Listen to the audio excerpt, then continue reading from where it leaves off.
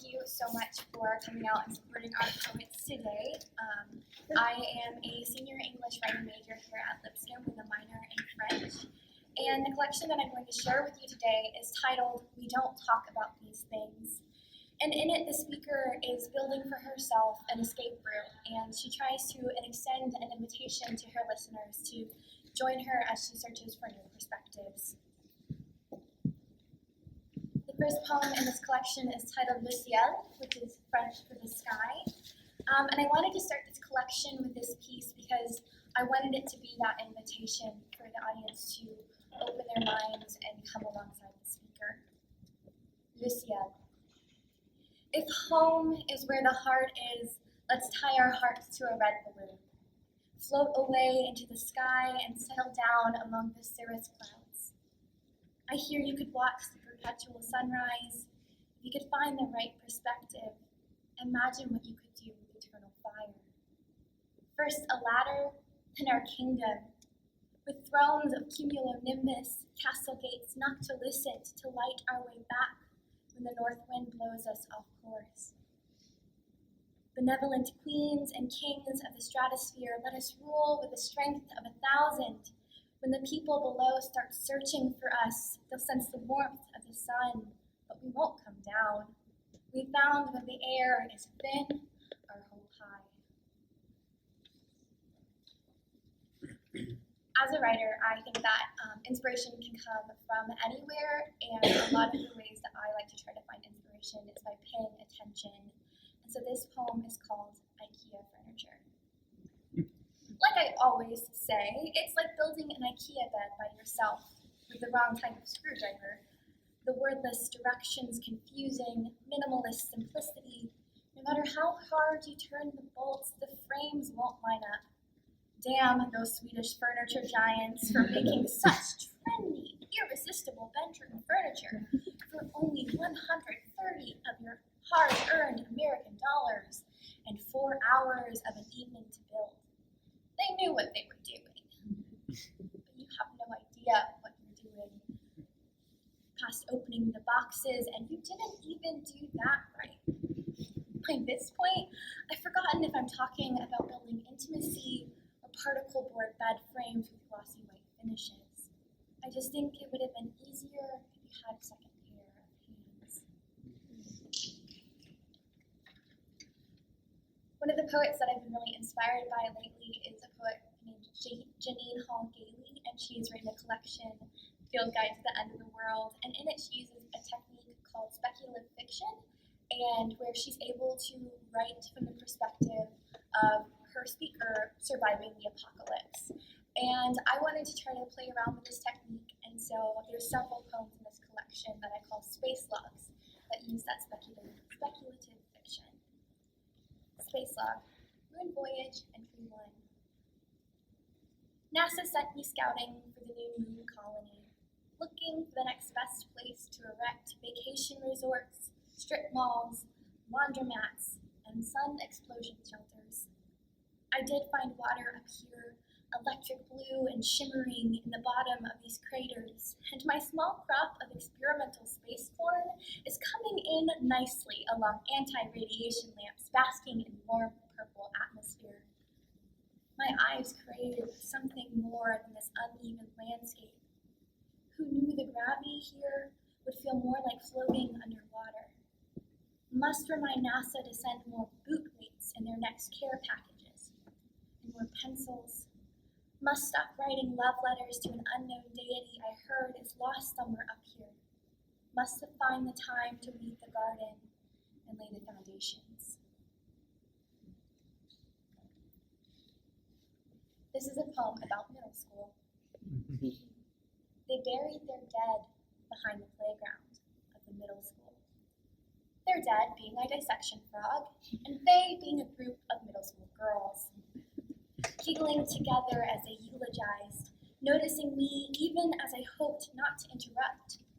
But they asked me to say a nice word or two, not because I had really known the frog, but because this was as close as I had come to death, and I was as close enough to be in shouting distance.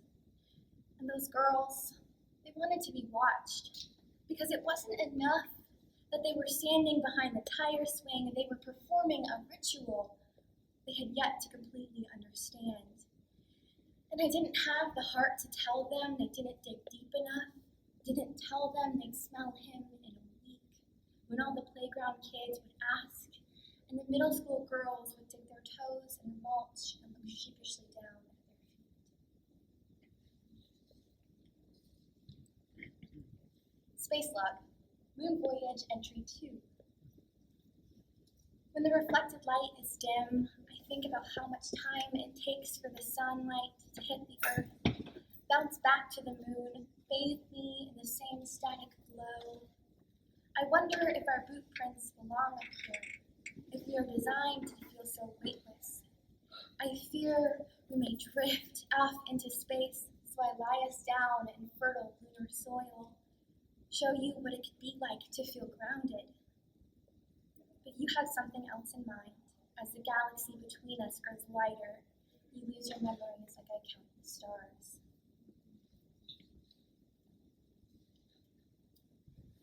For those of you who don't know me, I am a huge fan of the TV show Friends, and so it was just a matter of time before it made its way into my poetry. This is the one with the fourth wall. Season 4, Episode 1, Joey Tribbiani addresses the audience, breaking that one rule of television to never address the audience. And as he makes eye contact with camera 4 to ask young teens all over America if Ross was going to finally end up with Rachel, I start to wonder who is supposed to be my Joey Tribbiani, the one friend who possesses strange power to talk through walls.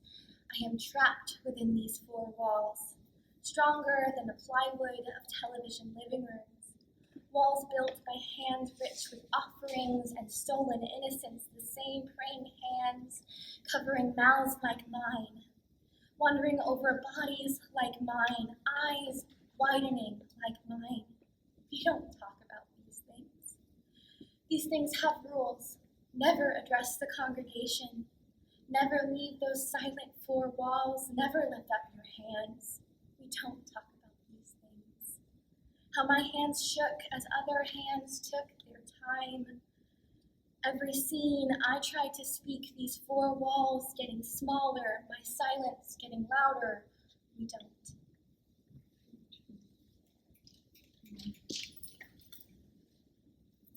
In a lot of my work, I have returned to images of bees and images of space and the moon. And so in this poem, I do both. Space log, moon voyage entry 3. Remember flowers? The earth kind that we picked together as children, digging our noses in buttercups, laughing butter yellow. But you found a bumblebee in your bouquet and you dropped them. And they didn't shatter like the flowers up here. Instead, we picked more, as if flowers were infinite and bees were scarce, as if there wouldn't be a time when I missed earth and buttercups, and by some small extension, you. But the bees, yellow like the sun, forage at buttery flowers 90,000 miles for every 2 pounds of honey.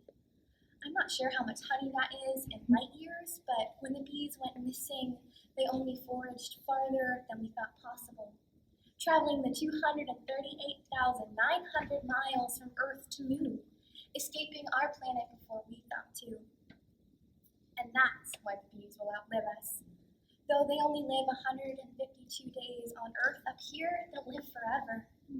I'll keep planting polyurethane protected flower substitutes and stay very still in case the bees need a place to land and rest, and we can remember what we left behind. This is the last poem that I'm going to share for you, and it's titled Eulogy for Mary Oliver. You're trapped underground, but you know somewhere there are still stars. And though that thought is comforting to you, it does not change the fact that you are underground, and you have been for a while.